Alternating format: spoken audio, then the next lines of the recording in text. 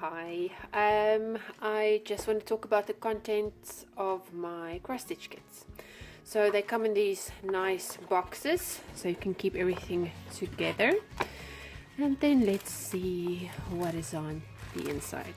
So first up we have our basic instruction guide that will give you all the information that you need to get started.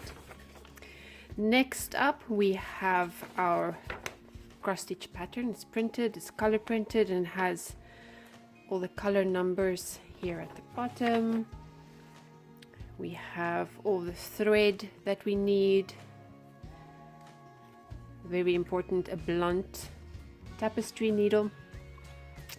And then depending on the size of the kit you've ordered, you'll either get this wooden hoop that's 5 inches, or you will get a bamboo hoop, and these ones are 4 inches. And then finally you will get your Aida fabric, which is the one with the little holes in, and your cotton fabric for the back.